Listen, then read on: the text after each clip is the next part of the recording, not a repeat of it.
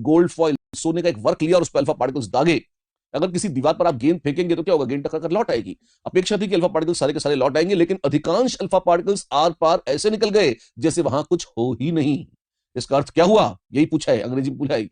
इसका मतलब यह हुआ कि आपको देखने में वहां लग रहा था गोल्ड की फॉइल है, बड़ी अच्छी बात है, पर उसमें गोल्ड के एटम्स थे, एंड एटम इज मोर और लेस एन एम्प्टी स्पेस, वहां कुछ था ही नहीं, खाली जगह थी, झरोखे थे। तो उसमें से आर पार निकल गए अल्फा पार्टिकल, उनको पता भी नहीं लगा। A, force of repulsion on moving alpha particle is small, nonsense. B, the force of attraction on alpha particle to the oppositely charged electrons is very small. ये तो कह सकते हैं कि इलेक्ट्रॉन्स भी, अगर एटम्स में, न्यूक्लियस में सारा चार्ज कॉन्सेंट्रेटेड होता है, पॉजिटिव चार्ज, इलेक्ट्रॉन हल्के फुल्के घूमते रहते हैं। लेकिन आप देखें, जैसे अगर आप मान लीजिए फुटबॉल फेंकते हैं हवा में डस्ट के पार्टिकल्स भी हैं, पर फुटबॉल उन डस्ट के पार्टिकल से रुक थोड़े जाती है, चली जाती है यार पार, है ना। तो ऐसे इलेक्ट्रॉनों को कोई फर्क नहीं पड़ता, भारी भरतों मैसिव अल्फा पार्टिकल्स भीषण मोमेंटम के साथ जाते हैं और निकल जाते हैं, इलेक्ट्रॉन से नहीं लड़ते याद। C, there is only one nucleus and large number of electrons, तो होता है, इससे क्या फर्क पड़ता है। And D, nucleus occupies much smaller volume as compared to volume of atom। मुद्दे की बात D है, yes, न्यूक्लियस का वॉल्यूम बहुत कम है। As matter of fact radius of nucleus जो है वो रेडियस ऑफ एटम के करीब 1000 टाइम्स कम होती है, और वॉल्यूम तो 10⁹ टाइम्स कम होता है न्यूक्लियस का, बिल्कुल नेग्लिजिबल होता है nucleus as compare to atom. Imagine करिए एक फुटबॉल फील्ड के बीच में एक फुटबॉल रखी है, फुटबॉल फील्ड बहुत बड़ा होता है, फुटबॉल बहुत जरा सी होती है, हाँ जी, इतना ही रेशियो होता है न्यूक्लियस और एटम का। अगर न्यूक्लियस बड़ा होकर फुटबॉल के बराबर हो जाए तो एटम बड़ा होकर फुटबॉल फील्ड के बराबर हो जाएगा। तो आप देख सकते हैं एटम में, with in an atom, nucleus बिल्कुल नेग्लिजिबल वॉल्यूम ऑक्यूपाई करता है। ये क्या है, रदरफोर्ड का महान एक्सपेरिमेंट और उसी का चित्र था। Second question, if the Thomson model of atom were correct then the result of Rutherford's gold foil experiment would have been.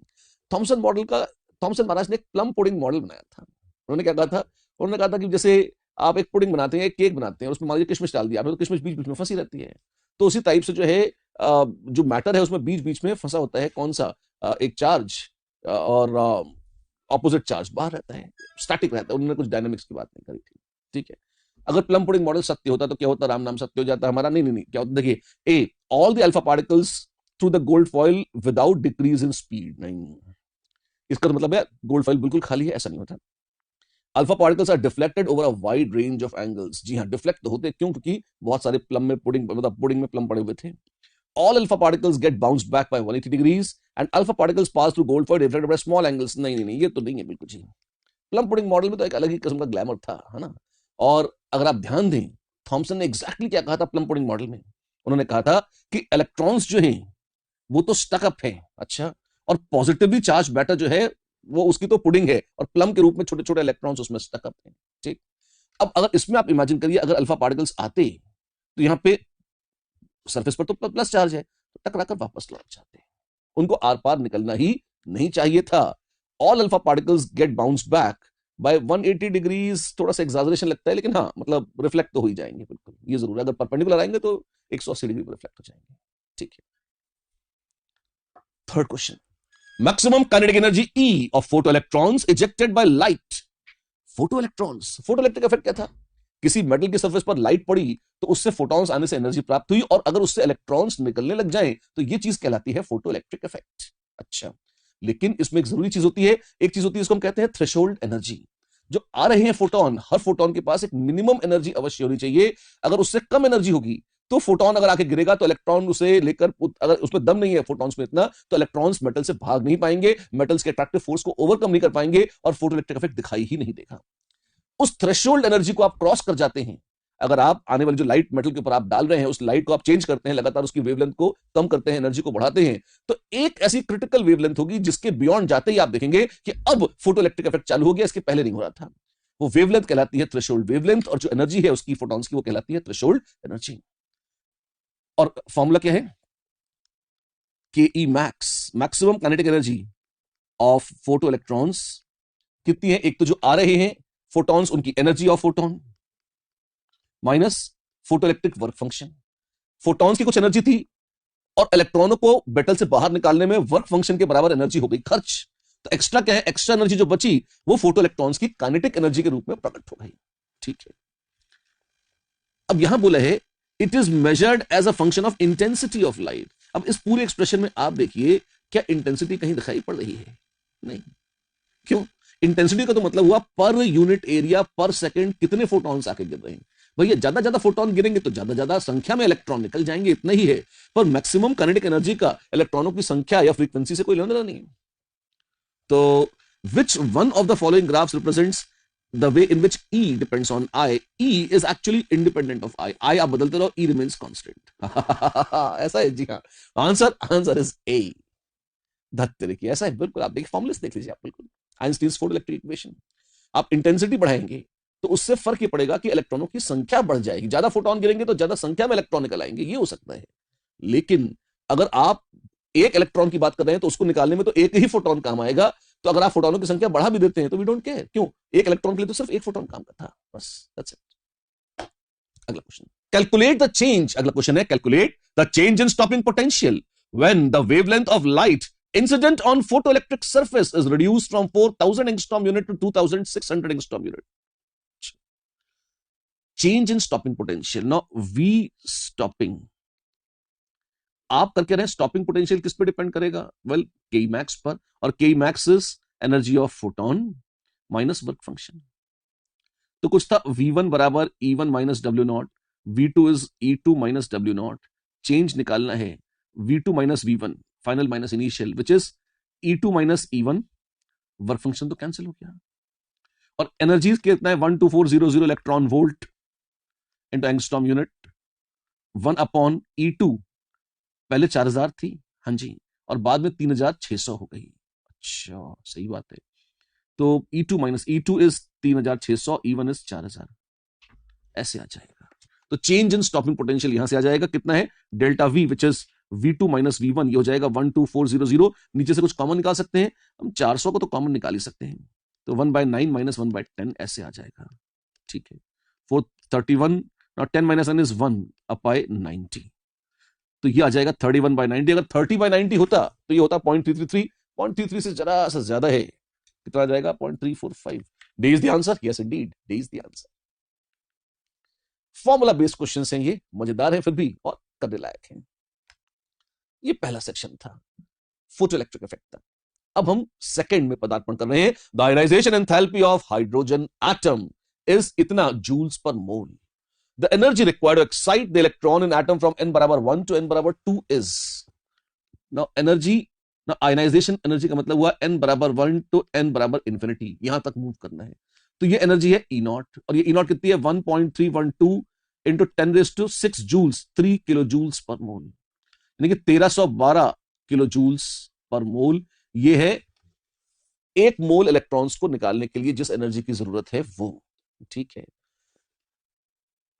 एक एटम में इलेक्ट्रॉन को एक्साइट करने के लिए एनर्जी कितनी चाहिए? एक एटम नहीं, जूल्स पर मोल में आंसर रखा है, तो एक एक मोल का एक प्रॉपर धंधा चल रहा है। तो क्या करेंगे हम, n बराबर 1 से n बराबर 2, delta E is E not 1 upon n1 square minus 1 upon n2 square. ये डिफरेंस इन एनर्जी है E not 1 upon 1 square minus 1 upon 2 square, 1 minus 1/4 which is 3/4 times E not. ये जो एनर्जी है इसका 3/4, 3/4। अच्छा कितना होगा वो, हम देख लेते हैं। एक तरह 13.12 इंटू 3/4 करना है इंटू 10⁵। पावर में आप देखो सब जगह 10⁵ तो आ ही रहा है जूल पर मोल। ये वैल्यू निकालनी है, 4 से डिवाइड करो, 4 3 से 12, 11 4 2 से 8 32, 4 8 से 30 इंटू 3, 9.28 3 से 84 इंटू 10⁵, 9.84। आहा, ए है जी हाँ, ए ही आंसर है, दिख रहा है सीधे सीधे। ठीक है, चलो ये फॉर्मूला कौन सा लगा दिया तुमने, बोर्स थ्योरी में याद कीजिए। Energy of electron in nth orbit, En is minus, या En is E not into Z square by n square. Hydrogen atom था, Z1 था, n स्क्वायर तो अपन ने लिया ही था, और E नॉट क्या है, E not is energy of electron in first Bohr orbit. अच्छा इतनी है जी हाँ।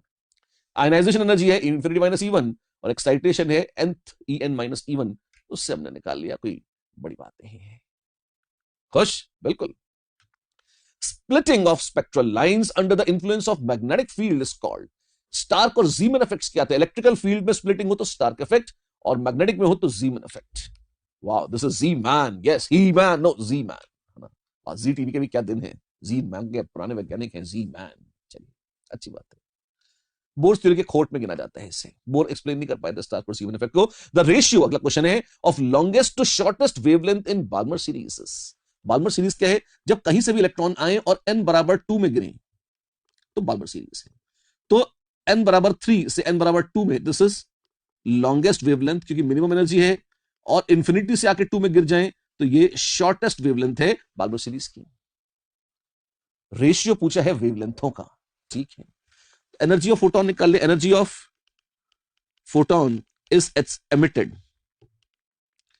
This is difference in energy of electron in n1 and n2, और energy of photon is nothing but hc by lambda. लोग कभी कभी इलेक्ट्रॉन्स की D Broglie wavelength lambda से कंफ्यूज कर जाते हैं ना। इलेक्ट्रॉन जब ऊपर नीचे गया तो उसने n1 से n2 में एनर्जी चेंज हुआ, हाँ जी, तो n1 में था n2 में आया, डिफरेंस के बराबर वो फोटोन एमिट करता है। फोटोन की उतनी ही एनर्जी होती है जितनी इलेक्ट्रॉन्स की एनर्जी का डिफरेंस होता है, उस फोटोन की वेवलेंथ है लैम्डा, तो ये hc बाय लैम्डा वहां कॉल है।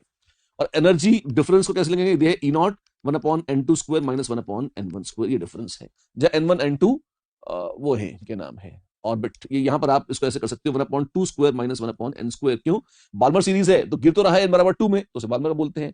कहां से आ रहा है, कहीं किसी n से आ रहा होगा।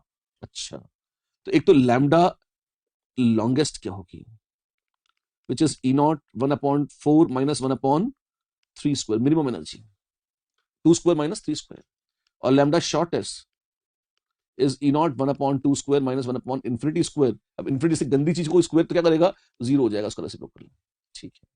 तो therefore lambda longest by lambda shortest will be, divide करोगे E0 कट जाएगा, हाँ ठीक है। और ये है 1/4 माइनस 1/9, कितना होता है ये, दिस इज 9 5/36, तो एक आ गया 5/36। दूसरा है 1/4, इन्फिनिटी जीरो जाएगी, 1/4 5/9, ओह ये 5/9 है, जी हाँ 5/9 है। एक मिनट, कुछ गलती करी हमने, लॉन्गेस्ट बाय शॉर्टेस्ट निकालना था हमें। अच्छा, एक मिनट क्षमा चाहते हैं, ये इनवर्सली प्रोपोर्शनल है, तो ये शॉर्टेस्ट हो जाएगा और ये लॉन्गेस्ट। फॉर्मूले को अप्लाई करने में यहाँ पे एक छोटी सी मिस्टेक, इसको ठीक कर लिया है, तो ये शॉर्टेस्ट बाय लॉन्गेस्ट है। लेकिन पूछा था लॉन्गेस्ट और शॉर्टेस्ट, तो उलट दीजिए 9/5, ऐसा हो जाएगा 9/5, विच मेक सेंस। डन। एक बार याद दिला दूं आपको, हाइड्रोजन स्पेक्ट्रम में नाम क्या थे। कहीं से भी इलेक्ट्रॉन आए और अगर वो गिरते हैं n बराबर 1 में, तो लाइमन सीरीज कहलाती है, और ये सीरीज पूरी तरह से अल्ट्रावायलेट जोन में होती है। सबसे कम एनर्जी का इसमें फोटोन होता है जो n बराबर 2 से n बराबर 1 में गिर रहा है, और मैक्सिमम एनर्जी जो इंफिनिटी से आके 1 में गिर जाए, ये सब लाइमन सीरीज के हिस्से हैं। कहीं से भी आए और 2 में गिरे तो बार्मर सीरीज बोलते हैं, 3 में गिर जाए तो पास्चन सीरीज, 4 में गिरे तो ब्रैकेट सीरीज, 5 में गिरे तो फंड सीरीज, और 6 में गिरे तो हम्फ्री सीरीज। ऐसा अलग अलग 6 वैज्ञानिकों के सम्मान में 6 नाम रखे गए हैं। लाइमन सीरीज पूरी तरह से यूवी स्पेक्ट्रम में है, सारे फोटॉन्स अल्ट्रावायलेट फोटॉन्स हैं। बार्मर सीरीज का अधिकांश हिस्सा विजिबल जोन में है। बाकी बची हुई सारी सीरीज जो है वो इंफ्रारेड में है, किसी को नियर इंफ्रारेड, किसी को मिडिल इंफ्रारेड, किसी को फार इंफ्रारेड, और वेरी फार इंफ्रारेड बोलना चाहे तो आप बोलते रहे, ऐसे भी दिखाई लोग बोल लेते हैं, जैसी श्रद्धा हो देख लीजिए ये है। ओह ठीक है, अच्छा जरा फील नहीं आ रही, फील देखिए क्या है। विजिबल स्पेक्ट्रम तो आप अगर गौर करेंगे बहुत जरा सा है, इतना बस। अच्छा, और अगर बहुत लंबी वेवलेंथ है तो आप देखिए आप वो रेडियो वेव्स बन जाती हैं। अच्छा, और बहुत शॉर्ट वेव्स हैं तो वो एक्सरेज बन जाती है, जो कि बड़ी खतरनाक होती है। कुछ भी हो सकता है पूरे स्पेक्ट्रम में, देखने लायक चीज है ये, ठीक है। डी ब्रॉगली वेवलेंथ नहीं निकालोगे, निकाल देंगे। An electron has a kinetic energy of इतना, उसका डी ब्रॉगली वेवलेंथ होगा कितना है, ये कैसे निकालेंगे। काइनेटिक एनर्जी होती है half mv², which is 1/2m, ऊपर नीचे m से मल्टीप्लाई कर दिया, और mv होता है मोमेंटम, तो p²। और डी ब्रॉगली महाराज के बोल गए थे momentum of any particle is h/λ। अच्छा ऐसा है, जी हाँ, लैम्डा इज h/p, तो p इज h/λ। तो p² को मैं कर दूं, this is h² upon 2m lambda square, बिल्कुल। तो लैम्डा कितना हो जाएगा, अंडर ये this is h upon √2 into m of electron into kinetic energy, yes ये आ जाएगा। तो किसी भी इलेक्ट्रॉन के लिए फॉर्मूला एप्लीकेबल है, इलेक्ट्रॉनिक किसी के लिए भी फॉर दैट मैटर जो चल रहा पार्टिकल, h/√2, ठीक है। और मास ऑफ इलेक्ट्रॉन है 9.1 इंटू 10⁻31 kg, और काइनेटिक एनर्जी है 2.8 इंटू 10⁻23 जूल्स। रक्षा का प्रभु क्या गंध, h 6.626 इंटू 10⁻34 जूल सेकेंड। क्या करोगे आप, सॉल्व करेंगे, और क्या कर सकते हैं देखते हैं। रक्षा का प्रभु 6.626 इंटू 10⁻34, अब यहां देखो 31 और 23 हो गया 54, 10⁻54 की रूट है 10⁻27 और रूट ऑफ 18.2 इंटू 28, क्या गंद है। जय हो। सब एसआई यूनिट्स में चल रहा है मामला, तो मीटर में आएगी वेवलेंथ। ठीक है, कितना हो जाएगा 27, तो ये हो जाएगा 6.626 upon under root 18.2 into 28 into 10⁻7 metre, ये आ जाएगा। ठीक, और ये कितना है, ये हो जाएगा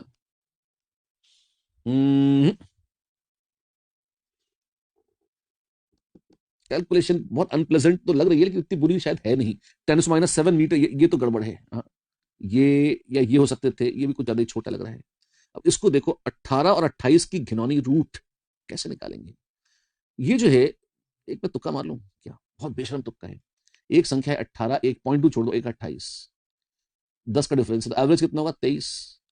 अगर 5 बढ़ा दूं 18 को और 28 को 5 घटा दूं, तो ये 23 इंटू 23 जैसा है। 23 का स्क्वायर कितना होता है, होगा जितना होता है, पर उसकी रूट तो लगभग लगभग ये 6.626 जो भी अपॉन 23 ऐसा आ जाएगा, 10⁻7 मीटर। अब 6 फोर्जा होता है 24। अच्छा, इतने उटपटांग काम कर रहे हो, कर रहे हैं, क्या किया जाए, चारा क्या है, घोटाला करे बगैर। ठीक है ना। अच्छा, और एक मिनट, इसको डेसिमल वेसिमल तो नहीं खा गए, खा गए। ये 2.8 था यहाँ, इसको 28 कर दिया, 2.8 है, मरण ही मरण। 2.8, क्षमा चाहता हूं मैं, तो ये रूट गलत निकाली हमने। 18 इंटू 2.8, सारी गणित बदल जाती है। 18 इन 0.2 हटाते हैं और 2.8 को बढ़ाकर 3 कर देते हैं, 18 3 54। 54 तुम देखो, गंदगी से लिखने से स्पेलिंग मतलब ये सिली मिस्टेक कैसे होती है, इसका नमूना देख लो तुम। खैर, अपन उसको सुधार लिया है। 54 और रूट ऑफ 54, 7 7 49 होता है, और 8 8 64, तो 7 से थोड़ा सा ज्यादा होगा, लगभग 7 के आसपास है, लगभग 6.6 गंदगी इंटू 10⁻7। ये कितना जाएगा, 70 से थोड़ा सा ही कम है क्या, तो 0.9 इंटू 10⁻7 या लगभग 9 इंटू 10⁻8 के आसपास आएगा। सी आंसर है, डायरेक्ट सी आंसर है। हो गया, पूरी कैलकुलेशन नहीं करनी पड़ी, गनीमत है। ऑर्डर ऑफ मैग्नीट्यूड से हम आराम से आइडेंटिफाई कर सकते हैं, सॉल्व कर सकते हैं। रियल टाइम में आपके साथ सॉल्व कर रहे हैं, पूरी गलतियों सिली मिस्टेकों के साथ। देखिए आप, इसीलिए आपको इंकरेज करने के लिए कि बच्चों आप भी हेड ऑन कोलाइड करें, और कैलकुलेशंस की बहुत अच्छे से आपको प्रैक्टिस करनी है। कैलकुलेशंस में टाइम भी लगता है, मिस्टेक्स भी होती है, और एग्जाम में भी टाइम लगेगा और मिस्टेक्स हो जाएगी, कैलकुलेटर ना उठाएं। पूरी ईमानदारी से अपने आप बैठकर मेरे साथ करें और कोशिश करें कि मुझसे जल्दी करें। What is the value of de Broglie wavelength associated with the hydrogen electron in its third orbit? Oh my God! तो आपको क्या हाइड्रोजन इलेक्ट्रॉन के लिए ना कुछ कॉन्स्टेंट्स लर्न कर लेने चाहिए, जैसे R naught, radius of first Bohr orbit is 0.529 angstrom unit, या energy in the first Bohr orbit -13.6 electron volt. इसी तरह से आपके पास एनर्जी है, रेडियस है, कई बार लोग वेलोसिटी या स्पीड ऑफ इलेक्ट्रॉन नापना पसंद करते हैं, उसको लर्न करना पसंद करते हैं। It is useful, sometimes it comes in handy, है ना। तो वैसे ही अगर आपको डी ब्रॉगली वेवलेंथ याद करनी हो, लैम्डा डीबी या लैम्डा नॉट डी ब्रॉगली, ये कितनी है, ये है लगभग लगभग, वैसे तो ये एक्यूरेटली स्पीकिंग होती है 1.058 पाई एंगस्ट्रॉम यूनिट्स, इतनी होती है फर्स्ट बोर ऑर्बिट में। पाई कई बार कैंसिल करने के काम में आता है, उसको अलग से निकाल के रख लिया है। अगर आप बुरा मान जाए इसका, तो ये लगभग लगभग पाई एंगस्ट्रॉम यूनिट ऐसा मान लें। 1.058 को बेशर्मी से 1 मान लें। अच्छा, तो ये सिर्फ पाई की वैल्यू क्या हो, या हल्की सी ज्यादा है पाई से डी ब्रॉगली वेवलेंथ, तो 3.14 एंगस्ट्रॉम यूनिट के आसपास आएगी। हाँ, 3.15 एंगस्ट्रॉम यूनिट के आसपास आ जाएगी de Broglie wavelength first Bohr orbit में। और जैसा कि हम जानते हैं, इन nth बोर ऑर्बिट जो सर्कमफरेंस है, सर्कमफरेंस 2 पाई आर, वो बराबर है n times de Broglie wavelength की। Circumference of orbit is N integer multiple of de Broglie wavelength. अच्छा, और 2 पाई आर, आर हो गया, R is R naught into N square by Z is N times lambda dB, काट दीजिए, तो हो जाएगा लैम्डा डी ब्रॉगली, और जेड की वैल्यू 1 है, is 2 pi r naught into n which is lambda naught into n. तो in general nth shell में डी ब्रॉगली वेवलेंथ कितनी होगी, nth शेल में हम कहेंगे डी ब्रॉगली वेवलेंथ जो है वो बराबर किसकी हो जाएगी, वो ऐसे हो जाएगी कि लैम्डा नॉट ले लीजिए, हाँ, उसको n से मल्टीप्लाई कर दीजिए। अच्छा, बस बस, तो लैम्डा नॉट तो पाई है, हाँ जी, तो 3 से मल्टीप्लाई कर दीजिए, तो 3.14 इंटू 3, और बहुत श्रद्धा हो तो 1.058 मल्टीप्लाई कर दीजिए, यहां से हमने खा लिया था। इतने एंगस्ट्रॉम यूनिट हो जाएगी डी ब्रॉगली वेवलेंथ, किसमें, थर्ड शेल में। कितना होगा ये, 9.42 इंटू 1.058 जो भी आएगा, इतने एंगस्ट्रॉम यूनिट, यानी कि इंटू 10⁻10 मीटर या 10⁻8 सेंटीमीटर, जो चाहिए। अब ये 9.4 से थोड़ा ज्यादा हो जाएगा, यहाँ 9.96 लिखा हुआ है, वही आएगा, आना पड़ेगा, कहाँ जाएगा। ऑर्डर ऑफ मैग्नीट्यूड देखिए 10⁻⁻8 centimetre. Yes, B is the answer, indeed B, Bombay is the answer. It is very useful, अगर आप ये लर्न कर लें आप एक घिनौनी कैलकुलेशन से बच जाएंगे, सुविधाजनक है, लर्न कर लें, राइट। चलो एक और जैसी बात पे, बिल्कुल। In an atom an electron is moving with a speed of 600 meters per second with an accuracy of 0.005%. Certainty with which the position of electron can be located is, oh my god. Now position और momentum का चक्कर था, delta p delta x is greater than or equal to h cut by 2। अगर आपको याद हो, ये था हमारा फॉर्मूला किसका, हमारे थे ना भाई साहब, कौन, हाइजेनबर्ग महाराज, उनका। तो स्पीड है बेचारे की इतनी, होने दीजिए, एक्यूरेसी ऑफ 0.05% है, फाइन। तो आप देखें मोमेंटम p इज mv, हाँ जी, which is mass of electron जो भी है वो है इनटू वेलोसिटी है उसकी जो भी v है, 600 मीटर पर सेकेंड, ये तो मोमेंटम है। एंड मतलब delta p is m into delta v, m into delta v, और डेल्टा v कितना है, this is mass of electron into v not into ये जो अनसर्टेनिटी है 0.005%, यानी कि 0.005 अपॉन 100%, मतलब डिवाइड बाय 100, ठीक है। अच्छा ऐसा होता है जी, हाँ। और पूछा है डेल्टा एक्स क्या होगा, बता देते हैं जी, कौन सी बहुत बड़ी बात है। Delta x will be greater than equal to h cut by 2 into 1 upon delta p, और ये चीज किसके बराबर, h cut is h upon 4 pi या 2 पाई, सॉरी, तो ये हो जाएगा 6.6 समथिंग इंटू 10⁻⁻34 अपॉन 2, और ये 2 जाएगा 4 इंटू पाई 3.14, और delta P change in momentum कितना है, अरे बाबा रे रक्षा कर प्रभु, 9.1 इंटू 10⁻31 kg, और वेलोसिटी कितनी है 600 मीटर पर सेकेंड, और इंटू 5 इंटू 10⁻5। वाह, जय हो जय हो जय हो। कितना जाएगा ये, त्राहिमाम 6.6 गंदगी upon 4 into 3.14 into 9.1 into 600 into 5, zero निकाल लेता हूं मैं, 2 जीरो निकाल लिए, 34 और 31 हो गया 10⁻3, और 2 जीरो 10⁻5 और 10⁻5 कट गए सारे, पावर सारी 10 की कट गई, इतनी है ये। कितना आएगा बाबू ये, इस 6 को तो काटो पहले, ये 1.1 हो जाएगा, 1.1 गंदगी upon 4 5 20 into 9.1 into 3.14, Shiv Shiv, इतने मीटर है ये। लो कर लो बात, कैसे करेंगे, अब एक काम करें, यहाँ 0.2 कर लेते हैं और यहाँ 0.314 कर लेते हैं, तो 10⁻³ हो जाएगा, 1 2 3, और 9 2 18, तो ये 1.82, और 18 3 होता है 54। तो मैं बहुत क्रूड कैलकुलेशन कर रहा हूँ, तो 54 थोड़ा बढ़ा के 56 कर लेंगे, और तो क्या करेंगे, 55 कर लो, है ना। तो 8 ये पॉइंट ऐसे आ जाएगा, 1.1 अपॉन 0.55, यानी कि 1/, पॉइंट ये हो जाएगा 5 टाइम्स, 0.5 टाइम्स, रफली 2 आता है, this is close to 2 into 10⁻³ metre.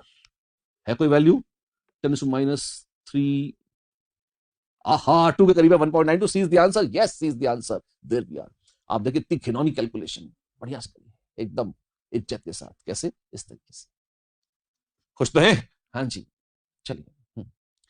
Heisenberg महाराज का uncertainty principle, uncertainty in position and momentum, it is greater than or equal to h by 4 pi, और h कट होता है h by 2 pi, वही चीज हमने इनडायरेक्टली यूज करी है। हाँ हाँ ठीक है, और बताओ द करेक्ट ऑर्डर, हम थर्ड पोर्शन पर आ गए, quantum mechanical model of atom पे। The correct order of increasing energy of atomic orbital is, atomic orbital की एनर्जी के बढ़ते हुए क्रम में लगाए हैं, हाँ क्या करेंगे, आओबा वाले तीर चलते थे ना, 1s 2s 2p, वो सब देखे होंगे आपने, मैं आपको याद दिला दूं, ये 1s 2s 2p 3s 3p 4s 3d 4p 5s 4d 5p 6s 4f 5d 6p 7s, सारा ड्रामा देखा हुआ है आपका, हाँ हाँ जानते हैं, वैसे बना लीजिए। क्या जाएगा आप देखें, इसमें कौन किस ऑर्डर में भरेगा, वैसे तो आप चाहे तो शॉर्ट ट्रिक से वो तीर भी बना के देख सकते हैं, बिल्कुल। एक n+l रूल भी आता है, n+l देखिए किसका आता है, n तो ये है, और l की वैल्यू कितनी है, इसमें l की वैल्यू p के लिए होती है 1, f के लिए 3, s के लिए 0 और d के लिए 2, n+l 6, n+l 7, n+l 6, n+l 7, oh my God, ये 7 वाले तो ज्यादा एनर्जी के रखते हैं, जी हाँ। क्या करेंगे फिर, बस फिर तो क्या कहना, आप कहो ये 6-6 वाले कम हैं और 7-7 वाले ज्यादा, ठीक। तो 5p और 6s में जब आप तीर बना रहे हैं तो 5p के बाद ही आएगा 6s। अच्छा, तो सबसे कम एनर्जी है 5p की, उसके बाद आएगा 6s, ऑपरेटिंग करके जाएंगे तो फिर आएगा 4f और फिर आएगा 5d, ऐसे चलेगा ये 5p 6s 4f 5d। जी हाँ, ये तो बी ऑप्शन है, तो बी सही है। ऐसे वो तीर भी बनाए बगैर कैसे किया, मैंने कहा n+l जिसका है ज्यादा उसकी एनर्जी होगी ज्यादा, तो पहले तो वो मार्क कर लिया। लेकिन अगर किसी का दो का n+l सेम आ गया तब क्या कहा, तो मैंने कहा कि उसमें जिसका प्रिंसिपल क्वांटम नंबर है ज्यादा उसकी एनर्जी होगी ज्यादा, तो 5 के मुकाबले 6 की ज्यादा है, तो 6 पहले कर दिया 5 कम कर दिया, ऐसा किया। आसान है बिल्कुल, चलिए बढ़िया बात है।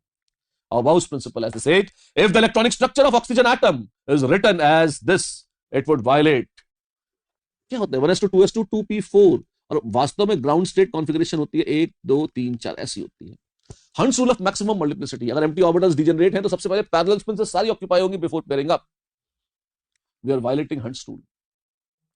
एक्सक्लूजन प्रिंसिपल से कोई छेड़छाड़ नहीं करी है, क्यों, अनपेयर जो इलेक्ट्रॉन्स हैं, एक की स्पिन प्लस हाफ है तो दूसरे की माइनस हाफ, तो एक्सक्लूजन प्रिंसिपल का कोई इसमें वायलेशन नहीं हुआ है, और पॉली से कोई छेड़छाड़ नहीं करी गई है, तो ना, खाली हंट्स रूल की बैंड बजाई है, इज द आंसर। देखिए एक मल्टीप्लिसिटी डिफाइन करते हैं लोग, अच्छा कैसे, 2 इंटू टोटल स्पिन प्लस 1, अच्छा सही है। और टोटल स्पिन क्या है, प्लस हाफ माइनस हाफ जोड़ के सारी लिखते हैं, जैसे यहां प्लस और minus, zero plus minus plus minus plus minus, तो टोटल स्पिन हो गई 0, तो मल्टीप्लिसिटी हो गई 1, ऐसे done, well done. Match the following, match कराने को बोला है, क्या है, electrons of the same orbital differ in spin, जरूर, क्योंकि अगर एक ही ऑर्बिटल में, ऑर्बिटल का मतलब आपने n l और m फिक्स कर दिया, खाली स्पिन में अंतर हो सकता है, अगर वो भी अगर वो सेम हो गया तो पॉलीज एक्सक्लूजन प्रिंसिपल वायलेट हो जाएगा, तो they must differ in spin, ये आएगा पॉली महाराज के आशीर्वाद से। Order of energy of orbitals, order of energy aufbau principle से आता है। Electronic configuration of nitrogen is गंदगी, ये क्या है, वेल इसमें हाफ फिल्ड ऑर्बिटल की एक्स्ट्रा स्टेबिलिटी है, ऑफ कोर्स इसमें है, कोई डाउट नहीं, अच्छा लगता है देख।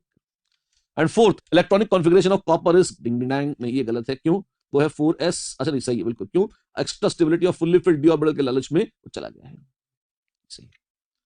1 के साथ मैच होगा C 1C2D, पहले 1C2D देखें, 1C2D एक में ही है, 3 4 की जरूरत नहीं पड़ेगी, C वैसे ही आपको सही उत्तर दे देगा। Can you see that, yes we can. M value not possible for double dumbbell shaped orbital is, double dumbbell कौन है, ये डबल डंबल डी ऑर्बिटल है।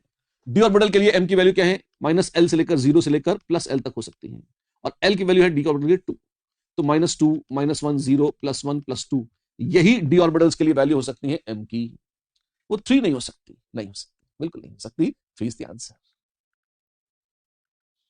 The correct set of 4 quantum numbers for the valence electron of cesium atom is, cesium में outer most, क्योंकि s block का है तो 6s1 ये है, अगर 6s1 है तो n बराबर 6, ये तो सब में सेम है, l बराबर 0, तो a और d आउट हो गए।